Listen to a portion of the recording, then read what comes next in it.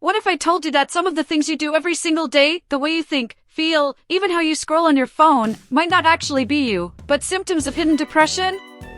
Yeah. Real talk. Over 17 million adults in the US battle depression each year, but here's the kicker, most of them don't even realize it. Why? Because depression doesn't always come in loud, dramatic waves. Sometimes, it creeps in quietly, planting little habits that feel normal, until one day, you look up and barely recognize your life. You start skipping the gym. You cancel plans. You laugh a little less. You stay up too late for no reason, and wake up already tired. It doesn't hit all at once. It's slow, sneaky, and often dressed up as exhaustion, stress, or just being in a funk. But behind the scenes, your mental health, emotional balance, and quality of life are slipping. And the worst part? Society has normalized many of these habits, so you just keep pushing through, unaware you're moving further from a truly healthy lifestyle. This isn't about throwing around labels or self-diagnosing. This is about awareness. Because when you finally see these habits for what they are, that's when the shift begins. That's when you can start rebuilding your energy, your well-being, your sense of self. And no, it doesn't take a complete life overhaul. Sometimes, the smallest shifts lead to the biggest breakthroughs. We're talking simple, practical steps you can start today to feel better, think clearer, and move toward a more balanced, active, and resilient lifestyle. So stick with me, because by the end of this, you'll be able to spot the silent ways depression hides in your life, and more importantly, how to reclaim control and create a life that actually feels good to live. You wake up already drained, but you push through the day blaming your job, your commute, or maybe just a bad night's sleep. What no one tells you is that emotional exhaustion doesn't always scream. Sometimes, it whispers in quiet yawns and skipped breakfasts. Chronic fatigue creeps in like a fog, stealing your energy bit by bit, and the worst part? It starts to feel normal. This isn't just being tired, it's your mind waving a white flag, begging for rest, mindfulness, and a real break from the chaos. Most folks don't even notice until they're deep in burnout mode. Now imagine this, someone who used to love their morning jog and green smoothies slowly swaps it for energy drinks and autopilot routines.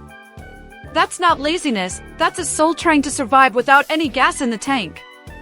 It's what happens when well-being and mental health take a backseat to hustle culture. A real fix starts with small shifts. Try adding 10 minutes of deep breathing before bed, or start your morning with a protein-packed smoothie instead of caffeine overload. These tiny upgrades fuel your immunity, improve sleep, and build long-term resilience. When you live in a constant loop of fatigue, your body loses its rhythm, cortisol stays high, your heart races for no reason, and your health starts slipping quietly. Research shows that persistent stress leads to a 40% higher risk of cardiovascular disease. Yep, 40%. So while you're pushing through the day thinking it's just another Tuesday, your body's waving red flags. Prioritizing balance, nutrition, and preventive care isn't luxury, it's survival. This is where the power of a health-conscious lifestyle starts to flip the script. But here's the catch, emotional fatigue doesn't just vanish with a nap or a weekend off. It's rooted in deeper imbalances, like unprocessed emotions, suppressed boundaries, or even a lack of self-worth. The truth? You're not lazy. You're not broken. You're just running on empty from a system that's never taught you to pause. And the longer you normalize it, the harder it gets to recognize what peace even feels like. So, what happens when even joy starts to fade into the background? That's where we go next. It starts with skipping your favorite playlist. Then maybe your go-to comfort meal doesn't taste the same anymore. Slowly, the spark fades, the stuff that once lit you up starts to feel dull.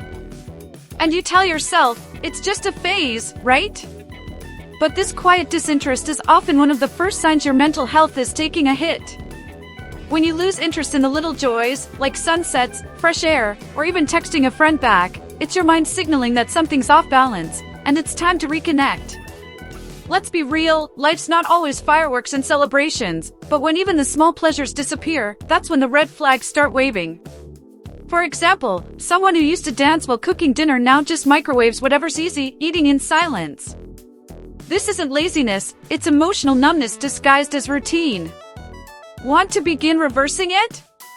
Try setting aside 5 minutes a day for one small mindful activity, a walk in nature, a stretch with music you loved in high school, or journaling about one good thing from your day. These bite-sized habits help rebuild emotional energy and encourage self-care.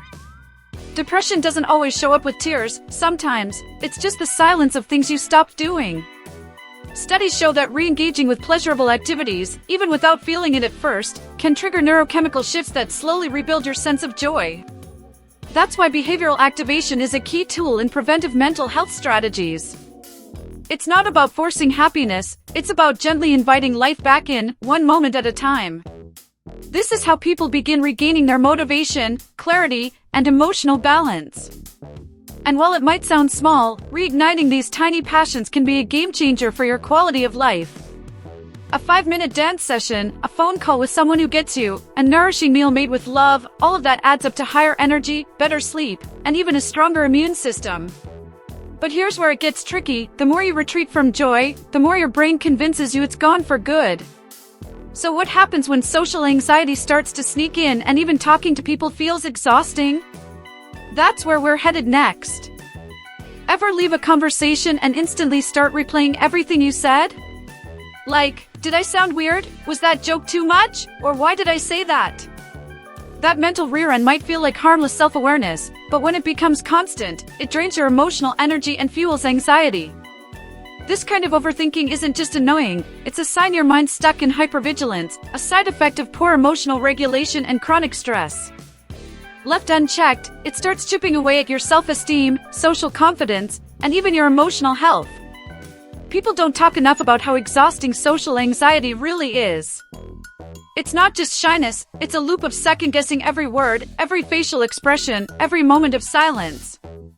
Take someone who joins a casual group chat and later spends hours wondering if they came across as awkward. That mental overload hijacks your peace, steals your focus, and keeps you trapped in your head. A powerful antidote? Practicing mindfulness during conversations. Focus on the moment, not your performance. Techniques like grounding, touching a bracelet, counting sounds in the room, can anchor you in the now and reduce post-social spiraling. From a neuroscience angle, overthinking social interactions is tied to a hyperactive amygdala, the brain's fear center. It's like your system is stuck in danger mode, even when the risk is imaginary. And here's the kicker, the more you overthink, the more socially withdrawn you become. But here's a mindset shift. Not everyone is analyzing your every word the way you are. In fact, most people are too busy thinking about how they sounded. Breaking this cycle starts with self-compassion. Forgive yourself for awkward moments, they're human. Healing starts when you stop expecting perfection. Rewiring this pattern takes intentional effort. Daily affirmations, therapy-based journaling, and social exposure in safe environments are all key. You could also try cognitive behavioral therapy techniques like thought challenging. When the post-convo spiral hits, write the thought down and ask, is this really true? What's the evidence? Over time, this boosts emotional resilience, reduces stress, and builds healthier social habits. And once you stop fearing judgment, you start enjoying connection again. But here's the thing, what happens when even rest feels like something to feel guilty about? There's this silent war going on in a lot of minds. The moment they sit down to rest, that nagging voice kicks in, you should be doing something. Even a lazy Sunday afternoon becomes a battlefield of self-judgment. What most folks don't realize is that this guilt around rest isn't laziness, it's emotional burnout dressed as productivity pressure. It's deeply tied to our worth being measured by output, not well-being. And this chronic push can silently destroy your mental health, compromise your immune system, and eventually spiral into full-blown depression. Let's be real, we live in a hustle-obsessed culture that glorifies exhaustion. But the human body isn't built for non-stop grind. Skipping rest reduces your quality of life, screws up your sleep cycles, and tanks your health, especially your cardiovascular system. Rest isn't a luxury, it's a requirement for prevention of diseases and sustaining a healthy lifestyle. Think of it this way, your brain needs downtime like muscles need recovery after a workout. Try this, schedule downtime like you would a meeting. Even just 15 minutes of tech-free time per day can reset your emotional health and reduce cortisol levels. Here's where it gets even deeper. Guilt around rest often stems from a belief that your value is based on constant action. But that belief? Totally false. You're not lazy, you're human. Practicing self-care isn't weakness, it's wisdom. Take a weekend to unplug, nourish yourself with balanced meals, move your body through light exercise, and breathe without pressure. Journaling and mindfulness during rest can help reframe how you see doing nothing, because in reality, that's when healing often begins. Rest is medicine, especially when combined with natural therapies like meditation or aromatherapy. Want to flip the script? Start by building rest rituals that feel intentional, not accidental. Create an evening routine that includes a slow cup of herbal tea, maybe chamomile or lemon balm. Add in 10 minutes of deep breathing or a quick gratitude list before bed. These simple acts shift your brain out of survival mode and into restoration. Over time, your guilt fades and your well-being grows. But here's the wild part. While you're resting, something else might be happening in the background: distraction. The kind that's sneaky, constant, and quietly numbing. You ever notice how some folks can't sit still for 5 minutes without grabbing their phone? Yeah, that's not just boredom. That's emotional escape in disguise. When someone's binge-watching Netflix for the third night in a row or scrolling endlessly through TikTok with no real purpose, they're often not relaxing, they're running. Running from silence, from unprocessed emotions, from thoughts that feel too loud. This kind of distraction creates the illusion of peace, but it's actually a barrier to true mental health, emotional balance, and long-term well-being. Let's call it what it is: numbing. And while numbing feels easier than healing, it costs more in the long run. Overstimulation keeps your brain in a state of avoidance, which weakens your ability to process stress, lowers immunity, disrupts sleep, and chips away at your quality of life. The dopamine hits from mindless scrolling or non-stop background noise can create a false sense of comfort, while your inner self quietly deteriorates. Studies even show that heavy media use is linked to higher levels of anxiety and depression. So, the question becomes, what are you avoiding?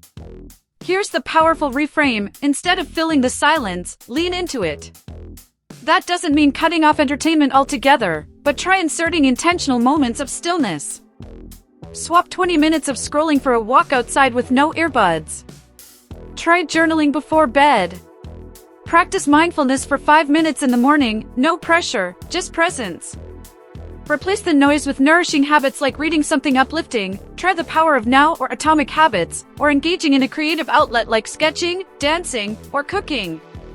These simple shifts aren't just healthy, they're healing. Distractions will always be available. But freedom? That comes from facing what's underneath them. Once someone learns how to sit with their own thoughts, even the uncomfortable ones, they unlock a deeper level of strength.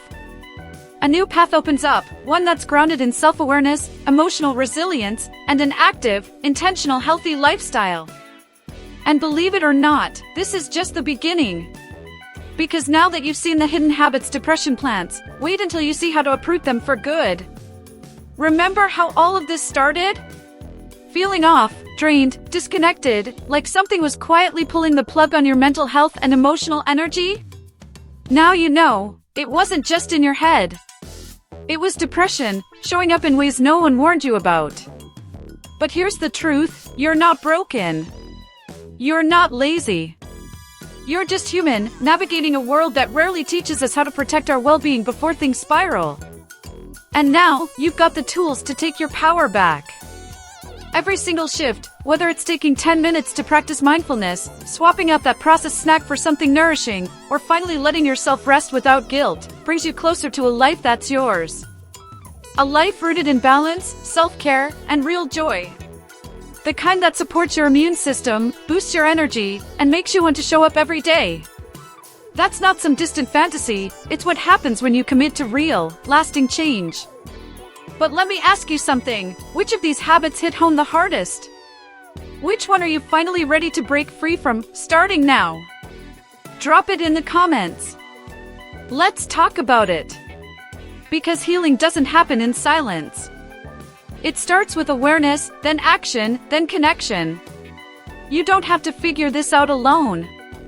We're building a community around preventive health, emotional strength, and daily habits that actually work. And hey, if this spoke to you, hit that subscribe button and turn on notifications. You don't want to miss what's coming next. Se inscriba agora para neoperdicas que podem transformar sua saúde para sempre. Your new chapter starts with a single decision. This is yours.